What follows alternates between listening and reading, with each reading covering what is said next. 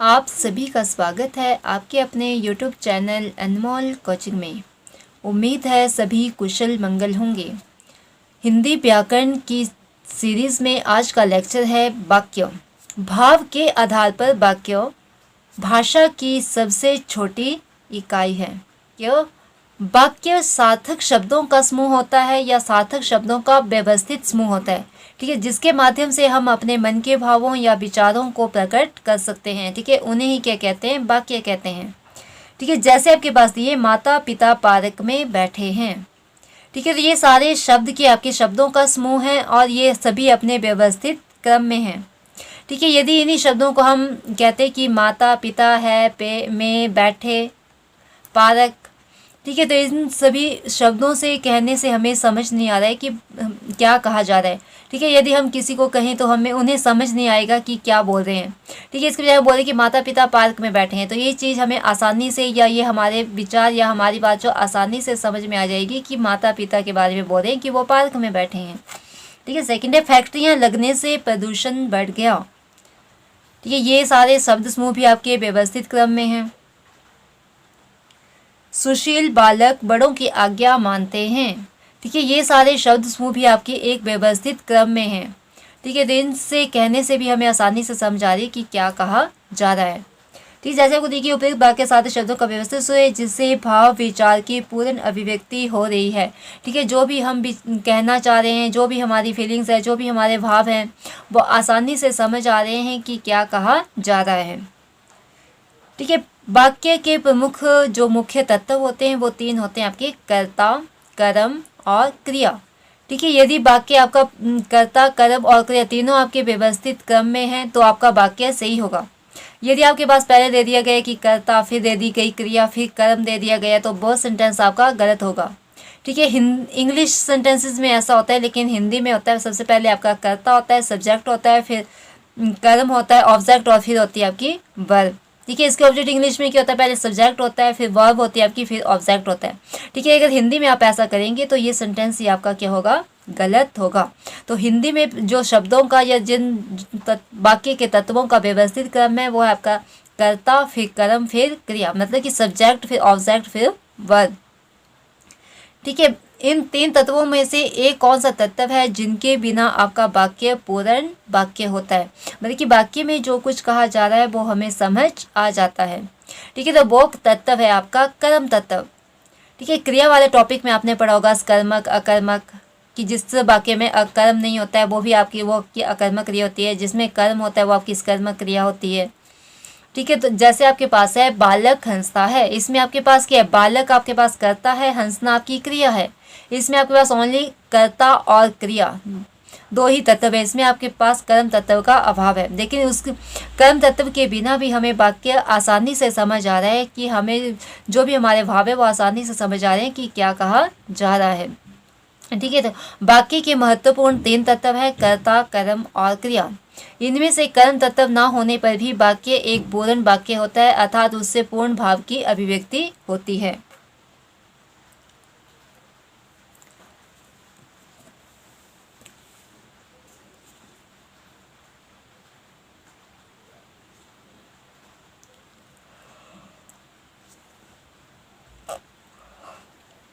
वाक्य के अंग।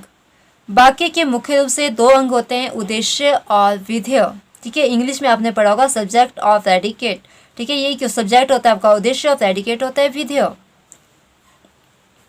ठीक है। उद्देश्य होता है कि वाक्य में जिसके बारे में जो कुछ कहा जा रहा है, ठीक है, तो वो क्या होता है आपका उद्देश्य। और कर्ता के बारे में जो कुछ कहा जा रहा हो वो आपका विधेय, ठीक है। अर्थात उद्देश्य में आता है आपका कर्ता और विधेय में आती है आपकी क्रिया, ठीक है। सिंपल से याद रखना कि उद्देश्य कौन होता है? कर्ता। अब वाक्य में किसके बारे में कहेंगे हम? कर्ता के बारे में बात की जाएगी, ठीक है। और विधेय कर्ता के द्वारा जो कार्य किया जा रहा है वो होता है आपका विधेय, ठीक है, अर्थात क्रिया। उद्देश्य में होता है आपका कर्ता और विधेय में होती है क्रिया, ठीक है। यदि आपके सचिन से पहले जितने भी शब्द होंगे उसे कहते हैं उद्देश्य का विस्तार, और क्रिया से पहले जितने भी शब्द होंगे वो होंगे हमारे विधेय का विचार, ठीक है। जैसे मान लो आपके पास सेंटेंस दिया है भागते हुए चोर को पुलिस ने पकड़ लिया, ठीक है। भागते हुए चोर को पुलिस ने पकड़ लिया। अभी हमारे पास कर्ता कौन है? चोर। तो चोर से पहले जितने भी शब्द है, जैसे भागते हुए चोर को, ठीक है, भागते हुए चोर, ये सारे शब्द आएंगे आपके उद्देश्य में। इसे कहते हैं हम उद्देश्य का विस्तार। और पुलिस ने पकड़ लिया, तो पकड़ना क्या हमारे पास क्रिया है। क्रिया से पहले जितने भी शब्द हैं वो आएंगे हमारे विधेय में, अर्थात कर्ता के बाद जितने भी शब्द वो आते हैं आपके विधेय में, और कर्ता से पहले कर्ता के साथ जितने भी शब्द होते हैं वो आते हैं हमारे उद्देश्य में, ठीक है, जिसे कहा जाता है उद्देश्य का विस्तार और विधेय का विस्तार। ठीक है, उद्देश्य होता है कि वाक्य में जिसके बारे में बात की जा रही हो, अर्थात किसके बारे में बात करेंगे हम, कर्ता के बारे में। और विधेय, कर्ता के बारे में जो कुछ कार्य किया जाता है उसे कहा जाता है विधेय। ठीक है, विधेय अर्थात क्रिया और उद्देश्य अर्थात कर्ता। ठीक है, तो वाक्य के मुख्य रूप से दो अंग होते हैं, उद्देश्य और विधेय। वाक्यों का वर्गीकरण, वाक्यों का वर्गीकरण दो प्रकार से किया जाता है।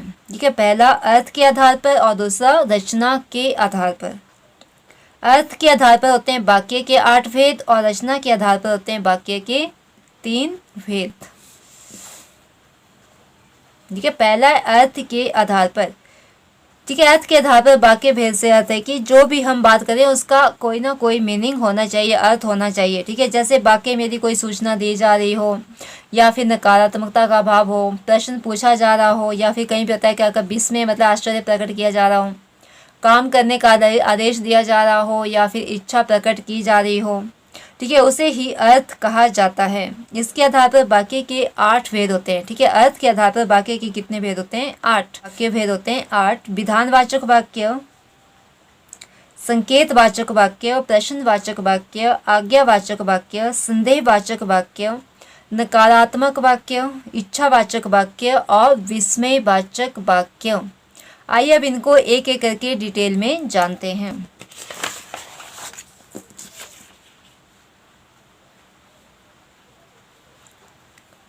फर्स्ट टाइप है विधानवाचक वाक्य। ठीक है, विधानवाचक वाक्य होते हैं जिनसे हमें किसी काम के करने या होने की सूचना मिलती है। ठीक है, इन्हें सामान्य अर्थ भी कह सकते हैं। ये आपके होते हैं सकारात्मक वाक्य इन्हें हम कह सकते हैं। ठीक है, मतलब कि इनमें नहीं का भाव बिल्कुल भी नहीं होता है।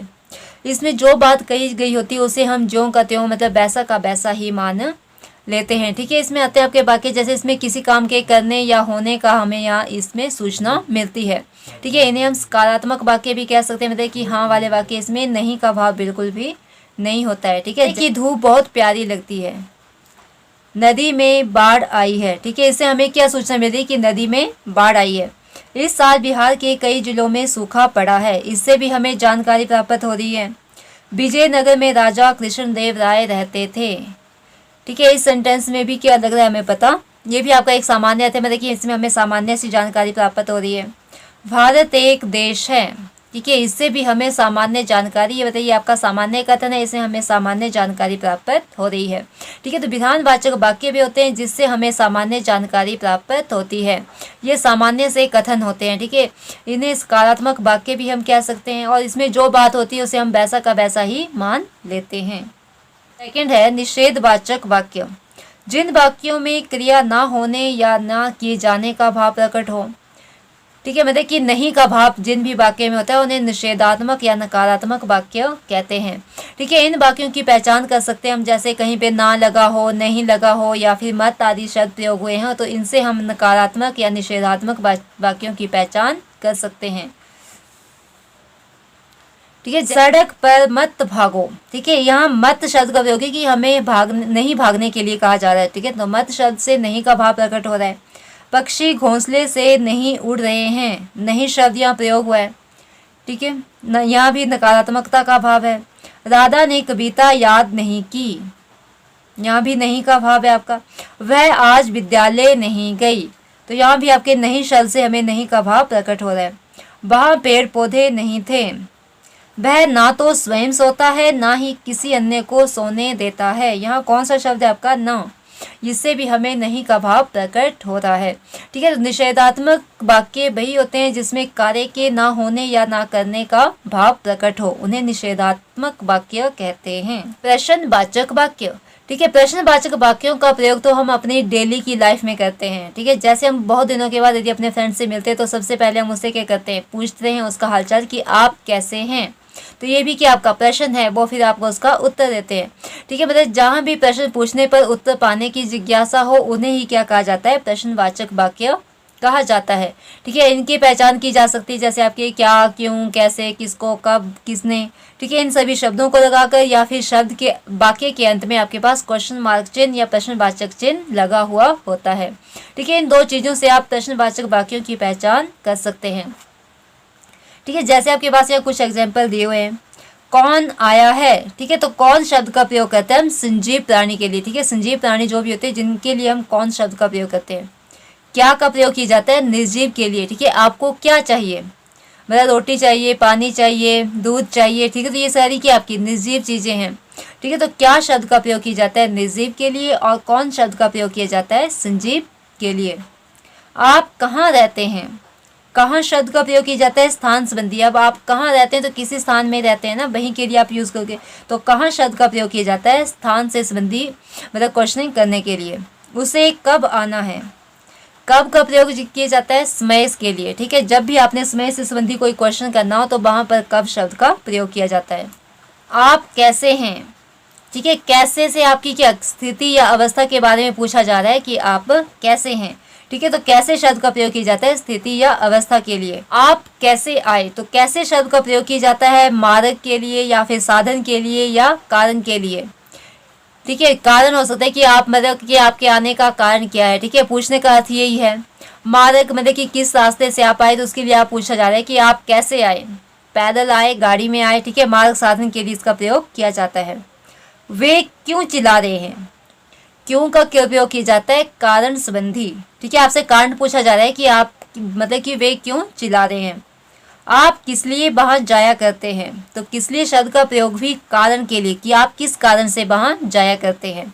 ठीक है, तो क्यों, किस लिए और कैसे शब्द का प्रयोग आपका कारण संबंधी भी होता है।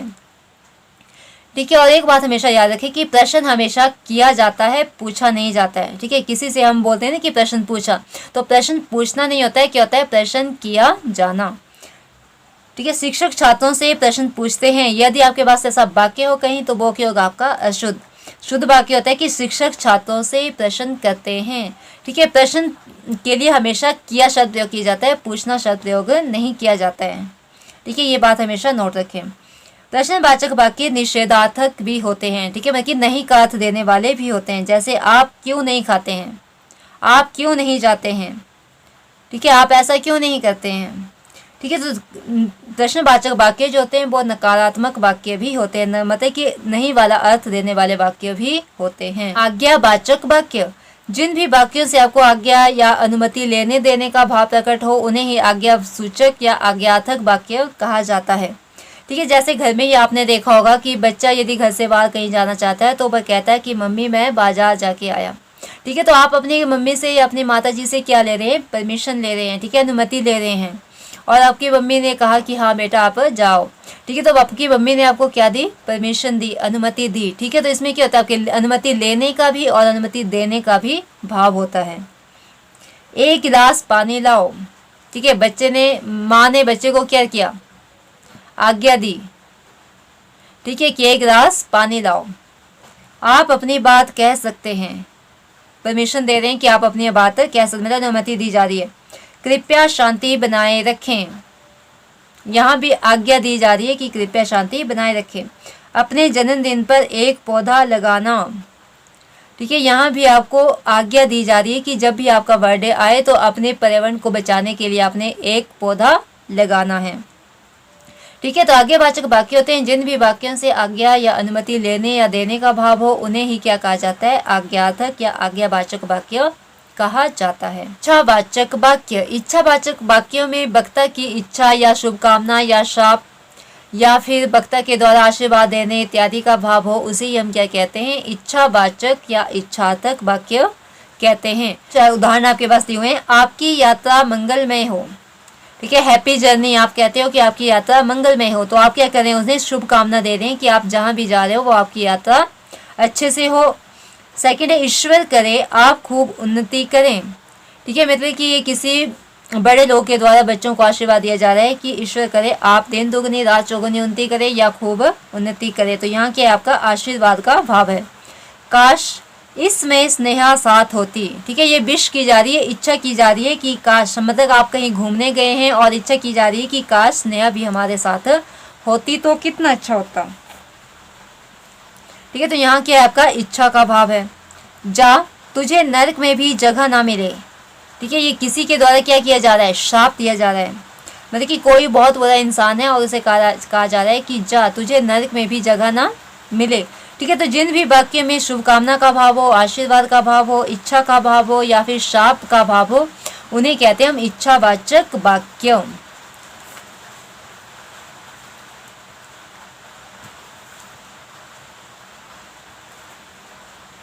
विस्मयवाचक वाक्य। ठीक है, सबसे पहले तो विस्मय शब्द का अर्थ होता है आश्चर्य।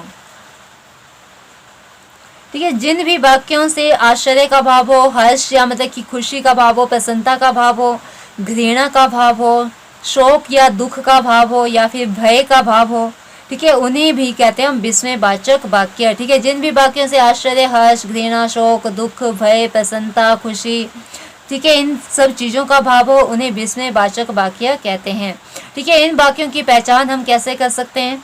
तो इन वाक्यों में शब्द यूज होते हैं आपके जैसे अहोम, आहा, वाह, ची, ची, हाय, अरे, मतलब इन सभी शब्दों का प्रयोग इन वाक्य में होता है। और दूसरी बात याद रखनी कि इसमें विस्मयवादी चिन्ह आपका लगा होता है। ठीक है, विस्मय आदि बोधक चिन्ह इन वाक्यों में लगा होता है। ठीक है, अरे, आहा, वाह, छी, हाय, अरे, इन सभी शब्दों के बाद क्या लगा होगा आपका विस्मयवाचक वाक्य लगा होता है। ठीक है, विस्मयवाचक वाक्यों में सबसे पहले ये शब्द यूज होते हैं आपके, उसके आगे आपका वाक्य बोला जाता है। ठीक है, जैसे उदाहरण है आपके पास, वह कितना सुंदर दृश्य है, मतलब कि कहीं आप गए और बहुत अच्छा दृश्य देखकर आप क्या हो गए, आश्चर्यचकित हो गए। अरे, आपने तो कमाल ही कर दिया। ठीक है, यहाँ भी खुशी का भाव है, आश्चर्य का भाव है, मतलब कि आपने उससे ऐसी उम्मीद नहीं की थी कि वो ऐसा कर सकता है। ठीक है, तो यहाँ भी क्या आपका आश्चर्य का भाव है। जी, तुम कितने गंदे हो, यहाँ कोई आप गंदी चीज़ देखकर बोल रहे हैं कि यहाँ घृणा का भाव उत्पन्न हो रहा है। हे भगवान, ये क्या हो गया। ठीक है, यहाँ क्या आपका शोक का भाव है, कोई बहुत बुरी दुर्घटना हुई जिसे देखकर आपको क्या हुआ, दुख हुआ। तो इस वाक्य से हमें क्या शोक का भाव प्रकट हो रहा है। ठीक है, तो विस्मयवाचक वाक्य जिन भी वाक्यों से आश्चर्य, हर्ष, घृणा, शोक, दुख, प्रसन्नता, ठीक है, इत्यादि का भाव हो, वही क्या कहलाते हैं आपकी विस्मयवाचक वाक्य कहलाते हैं। जिन वाक्यों की क्रिया पूर्ण होने में संदेह हो, उन्हें क्या कहा जाता है, संदेहवाचक वाक्य कहते हैं, मतलब जहाँ भी शंका हो। ठीक है, इन वाक्यों की पहचान हम कैसे कर सकते हैं? जैसे इन वाक्यों में लगा होता है शायद, संभवतः, होगा, होंगे, होंगी। ठीक है, मतलब इन सभी शब्दों का इन वाक्यों में प्रयोग किया होता है। ठीक है, इन्हें देखकर हम संदेहवाचक वाक्यों को पहचान सकते हैं। ठीक है, जैसे शायद आज वर्षा होगी। ठीक है, मतलब कि हमें शंका है, संदेह है कि बारिश होगी या नहीं होगी। शायद वह दिल्ली जाएगा, मतलब कि पूरा कंफर्म हमें नहीं है कि वह जाएगा या नहीं जाएगा। दीपक बुझ गया होगा। ठीक है, होगा शब्द से भी हमें क्या पूरी जानकारी नहीं है कि इसमें ये बुझ गया है या नहीं बुझा है। ठीक है, तो संदेहवाचक जिन भी वाक्यों से हमें संदेह का भाव हो। संकेतवाचक वाक्य जिन वाक्यों में एक क्रिया का होना दूसरी क्रिया पर निर्भर करता है। ठीक है, अथवा एक कार्य का संकेत दूसरे कार्य से मिले, उन्हें क्या कहा जाता है, संकेतवाचक वाक्य कहा जाता है। ठीक है, इनकी पहचान की जाती है, जैसे इनके जब भी इनके वाक्य प्रारंभ होगा तो ये यदि, अगर, तो इत्यादि शब्दों से इन वाक्यों का प्रारंभ होता है। ठीक है, उदाहरण के लिए जैसे यदि वर्षा अच्छी हो तो फसल भी अच्छी होगी। ठीक है, फसल का अच्छा होना किस पर निर्भर कर रहा है, अच्छी वर्षा पर। अगर जल्दी आते तो बस मिल जाती। ठीक है, बस का मिलना किस पर निर्भर कर रहा है, जल्दी आने पर। यदि परिश्रम करते तो अवश्य सफल होते। ठीक है, किसी का सफल होना किस पर निर्भर कर रहा है, परिश्रम करने पर। यदि वर्षा ना होती तो फसल सूख जाती। यदि वर्षा सूख गई तो स्कूल जाऊंगी। ठीक है, ये सारे वाक्य क्या एक दूसरे पर डिपेंड है, एक दूसरे मतलब कि इसमें एक कार्य का होना दूसरे कार्य पर निर्भर कर रहा है। ठीक है, तो ये कैसे वाक्य आपके संकेतवाचक वाक्य हैं।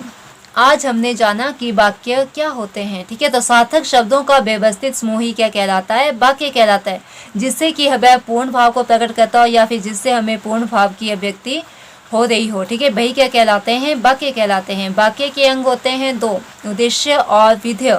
उद्देश्य होता है कि वाक्य में जिसके बारे में बात की जाए वह कहलाता है उद्देश्य अर्थात कर्ता, और कर्ता के बारे में जो कुछ कहा जाए वह कहलाता है हमारा विधेय अर्थात क्रिया।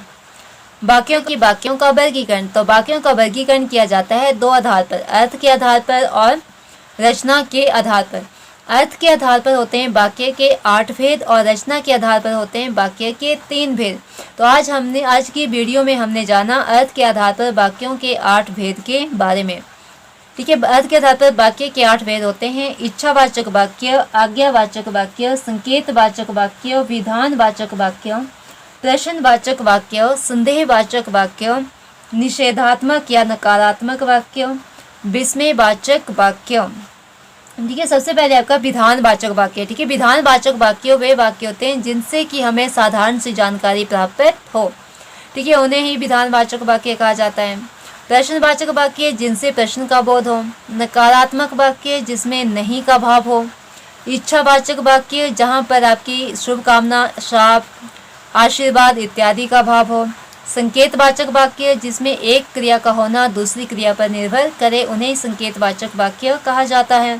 आज्ञावाचक वाक्य जहाँ पर आज्ञा या अनुमति लेने या देने का भाव हो, उन्हें आज्ञावाचक वाक्य कहा जाता है। संदेहवाचक वाक्य जिसमें हमें कार्य के पूर्ण होने पर संदेह हो।